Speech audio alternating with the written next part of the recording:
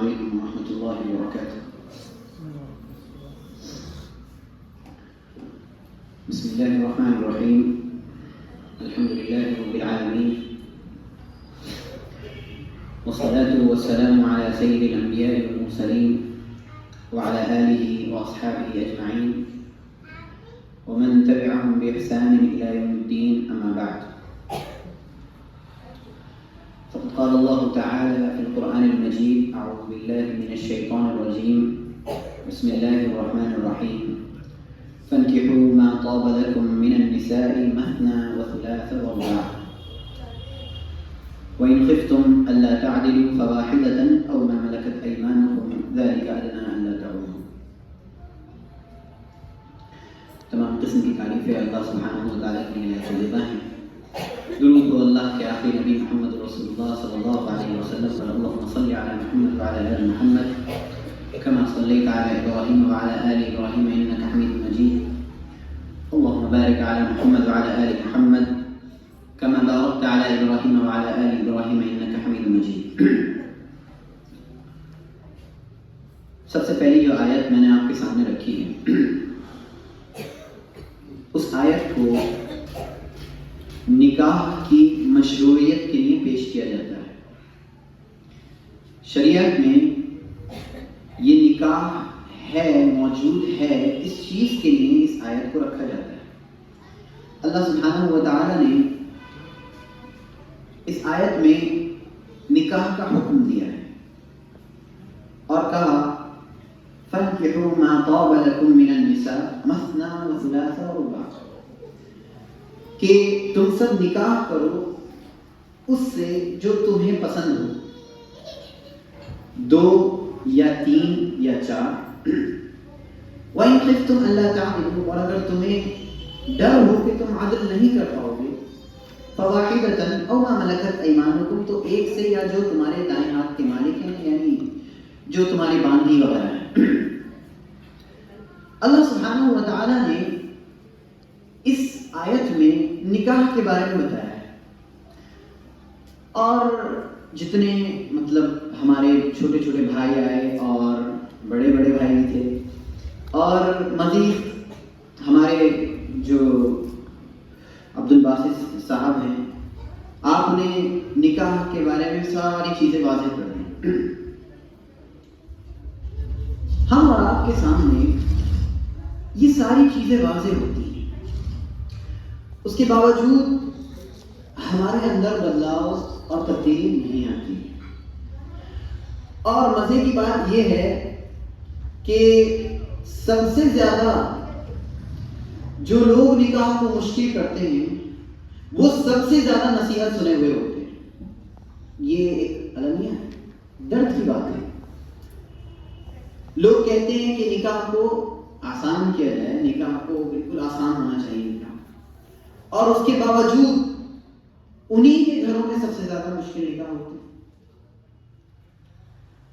نکاح مشکل دونوں طرف سے ہو سکتا ہے، لڑکی والوں کی طرف سے بھی اور لڑکے والوں کی طرف سے بھی. نکاح کے مشکل ہونے کی وجوہات بہت سی بیان کی جا چکی ہیں، میں ان کی طرف نہیں آ رہا. میں آپ کو ایک اور طرف لے کر جانا چاہتا ہوں. آپ کو یہ جان کر تعجب ہوگا کہ ہم اور آپ کے اس وقت دل بیمار ہے. ہم اور آپ کے اس وقت دل بیمار ہے. ہم اور آپ کو جس معاشرے میں باندھا گیا ہے وہ معاشرہ خود دل کا مریض ہے.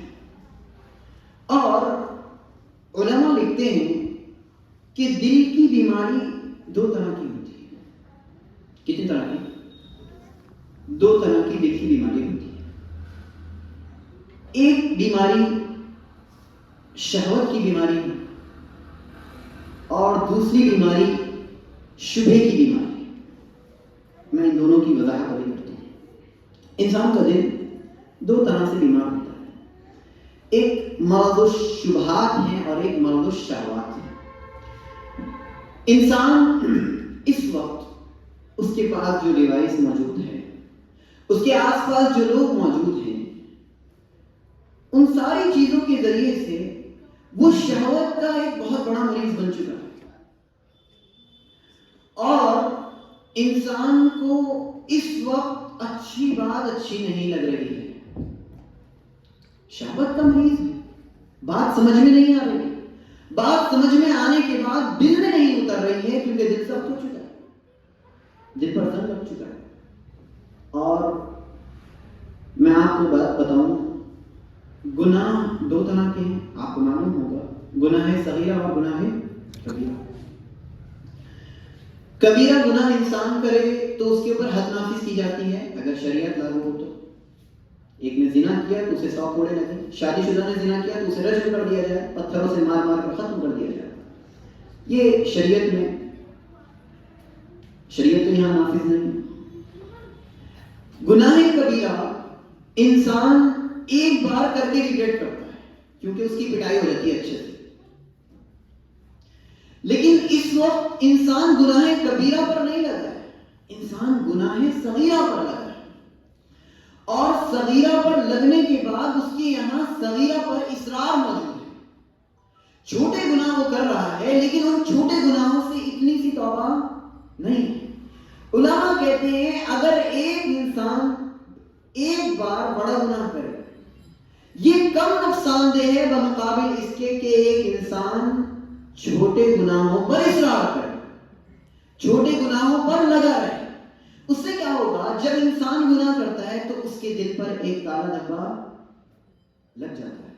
توبہ نہیں کی تو وہ پھر اور گناہ کر کے کیا ہوتا ہے، وہ کالا دھبا اور لگتا ہے، یہاں تک کہ اس کا دل زنگ آ جاتا ہے۔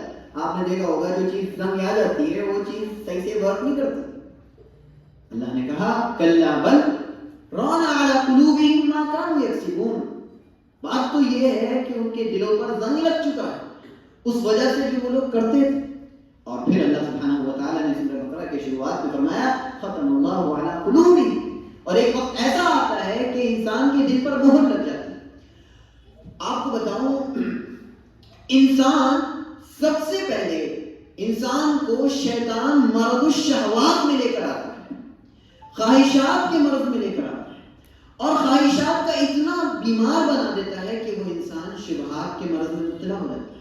یہ شبہات کا مرض کیا ہے، انسان دینی معاملات میں شک کرنے لگتا ہے، کہتا ہے کہ دین کیا ہے ہمارے سمجھ میں نہیں آ رہا ہے، مسلمان کیا ہے ہمارے سمجھ میں نہیں آ رہا، میرے گھر والے مجھے شادی سے روک رہے ہیں، میرے سمجھ میں نہیں آ رہا، میرے گھر والے مسلمان ہیں تو اسلام کی تعلیمات پر کیوں نہیں اتر رہے ہیں۔ انسان یہ سوچنے لگتا ہے، اس وجہ سے وہ نمازیں پڑھنا ترک کر دیتے ہیں، کچھ لوگ دعائیں کرنا ترک کر دیتے ہیں۔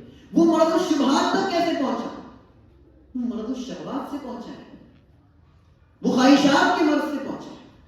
کل میں ایک صاحب سے بات کر رہا تھا، ان سے بات کرتے ہوئے انہوں نے ایک بات سامنے رکھی، کہا کہ آج سب سے بڑی رکاوٹ نکاح میں خود انسان کی فیملی ہوتی ہے، انسان کی خود کی فیملی سب سے بڑی رکاوٹ ہے اس وقت نکاح میں، کہیں اور مت جائے، آپ کی فیملی ہی آپ کو روک رہی ہے۔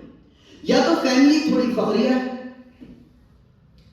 یا فیملی اپنی پسند پر ڈھونڈ رہی ہے، اگر میری ماں کو پسند آ گیا تو میرے والد کو نہیں، والد کو آیا تو ماں کو نہیں، ماں اور باپ کو آ گیا تو نانا نانی کو نہیں، نانا نانی کو آ گیا تو چاچا چاچی کو نہیں۔ یہ تو حال ہے اس وقت معاشرے، سب کی رضامندی لے کر چلنا ہے۔ یہ کون سا اسلام ہے، یہ کون سی تعلیم ہے، یہ کس نے سکھایا آپ کو طریقہ؟ نبی کریم صلی اللہ علیہ وسلم کا طریقہ یہ ہرگز نہیں تھا۔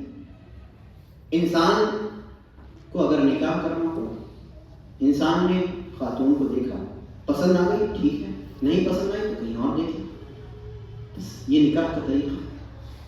آپ ہر ایک کی رضا، آپ کو پسند آئی، میں دکھاتا ہوں آپ کو فوٹو، دیکھیے کیسی لگ رہی ہے، آپ کو اچھی لگی، نہیں مجھے اچھی نہیں لگ رہی ہے، ریجیکٹ کرو، دوسری لے۔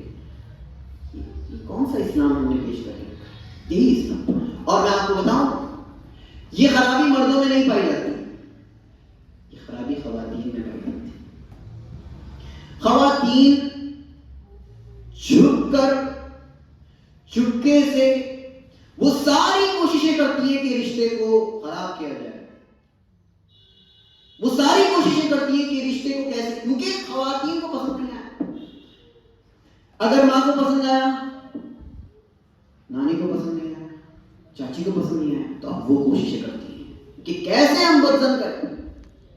ایک انسان اس وقت اسی وجہ سے مرد الشہوات میں مبتلا ہے، اور خواہشات کا یہ مرد، یاد رکھیں، آپ کو اسلام سے بھیڑ سکتا ہے، خواہشات کا یہ مرد آپ کو دین سے بھیڑ سکتا ہے، خواہشات کا یہ مرد آپ کو کس سے بھیڑ سکتا ہے؟ نمازوں سے بھیڑ سکتا ہے۔ آپ کو اپنی آخرت کی فکر ہے کہ نہیں؟ مسئلہ یہ ہے کہ انسان آخرت کو بھول چکا ہے، انسان یہ بھول چکا ہے کہ وہ اس دنیا کو چھوڑ کر جائے، انسان یہ بھول چکا ہے کہ اس کے چہرے پر جھریاں پڑیں گی، انسان یہ بھول چکا ہے کہ وہ کیا ہوگا، بوڑھا بھی ہوگا۔ انسان سوچتا ہے کہ میں ہمیشہ جوان رہوں گا، انسان یہ سوچتا ہے کہ میری بیوی ہمیشہ جوان رہے گی، تو بالکل ایسی لاؤ جیسے بھولو، نعوذ باللہ من ذالک، ہر چیز پہ ٹوٹتے ہیں۔ اور خرابیوں کی اگر میں بات کروں تو ایک شخص، ایک جو لڑکا ہے، وہ آج نکاح کو فارمیلٹی سمجھتا ہے، پھنسنا سمجھتا ہے۔ میں تو پھنس گیا، میں کھلا ہوا تھا اور میں چنگل میں پھنس گیا، اب میں کہیں اور دیکھ بھی نہیں سکتا، اب میں کسی کی طرف نگاہ بھی نہیں ڈال سکتا۔ ایک دیندار انسان ایسے جملے کہتا ہے۔ ایک مسلمان کی بات، غیر مسلم کی طرف آپ بالکل نہ جائیں، میں مسلمان کی بات کروں۔ کالجز، یونیورسٹیز میں، میں خود جامعہ میں پڑھ رہا ہوں، جامعہ ملیہ میں پڑھ رہا ہوں، میں نے وہاں کا ماحول دیکھا، وہاں کے لوگوں کو دیکھا، وہاں کی خواتین کو دیکھا، افسوس کیا، اور افسوس سے بڑھ کر صد افسوس، بہت زیادہ افسوس کہ خاتون باقاعدہ برقعے میں وہ تمام برائیاں کر رہی ہے جو بغیر برقعے والی کر رہی ہے۔ اور ابھی میرے پاس ایک ویڈیو ہے، اس میں دیکھا کہ خاتون برقعے میں ہو کر سگریٹ پی رہی، اور یہ حال ہے اس وقت کے معاشرے کا۔ ہم نے اپنی نوجوان بچیوں کو یوں ہی چھوڑ دیا، ٹھیک ہے تم جاؤ، ارے تمہارا داخلہ وہاں ہوا ہے، جاؤ جاؤ، ارے تم تعلیم سیکھو، ابھی شادی مت کرو، ارے ابھی تو تعلیم، لڑکے سے ارے ابھی کیسے شادی کرو، جاؤ، ارے اس کے بعد گھر، پورا گھر بناؤ، سیٹل ہو پورا اچھے سے، اس کے بعد کرنا۔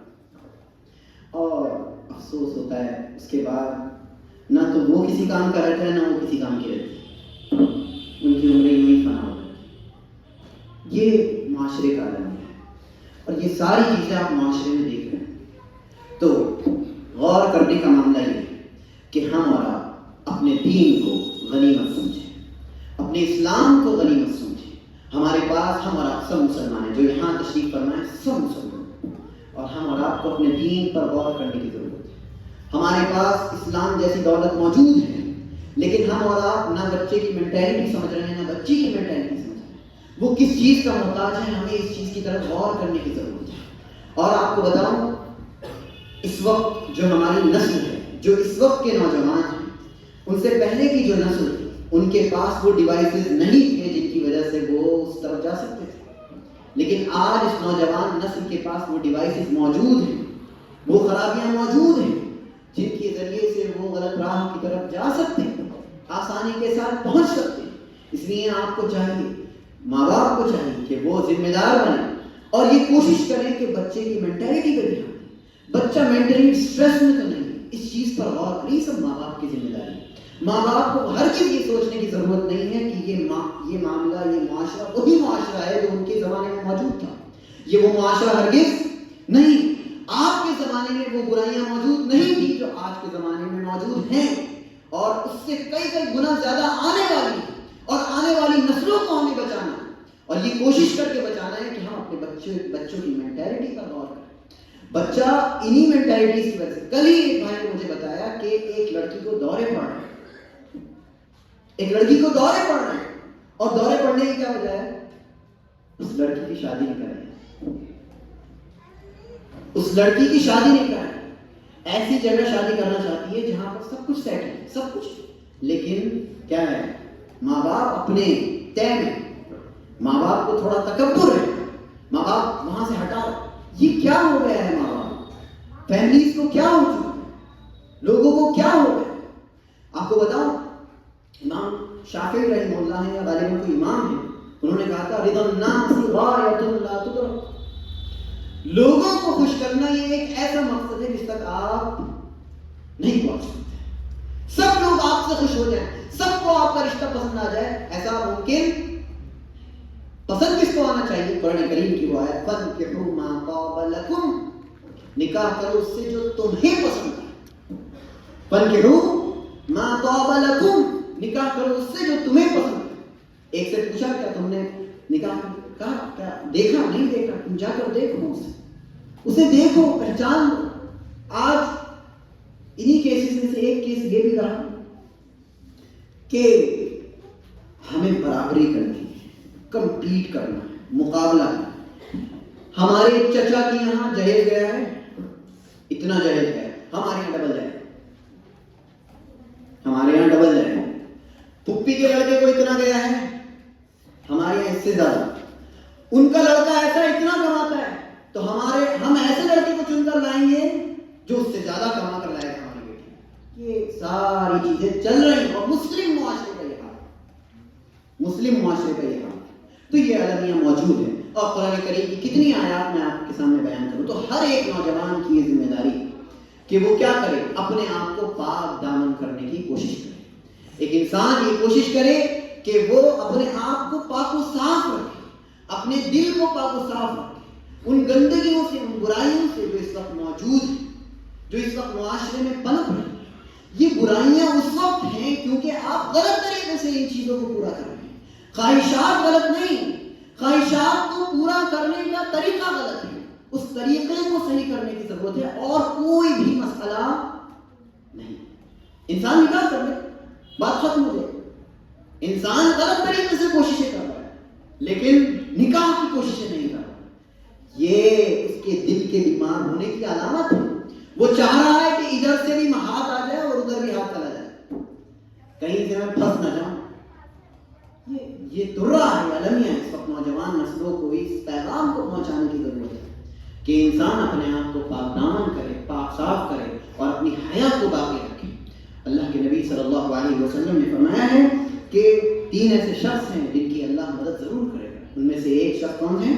الناکح الذی یرید العفاف، وہ نکاح کرنے والا جو پاک دامنی چاہتے ہوئے نکاح، جو یہ چاہے کہ میں پاک دامن ہو جاؤں، میں پاک صاف ہو جاؤں، یہ سوچ کر نکاح کرے. اللہ سبحانہ و تعالی ہم اور آپ کو اس چیز کی طرف غور کرنے کی توفیق دے اور نکاح جتنی زیادہ ممکن ہو سکے جلدی اور آسان کرنے کی توفیق دے. اللہ سبحانہ و تعالی ہم تمام کے دلوں کو مرض الشہوات اور مرض الشبہات سے محفوظ کرے. اقول قولی ھذا استغفر اللہ لی ولکم ولسائر المسلمین والحمد للہ رب العالمین.